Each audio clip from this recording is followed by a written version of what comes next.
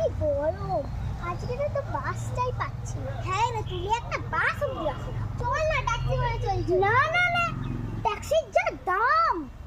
আমার একটা দাদা জানা আছে, ওই দাদাটা না বিনা তেলের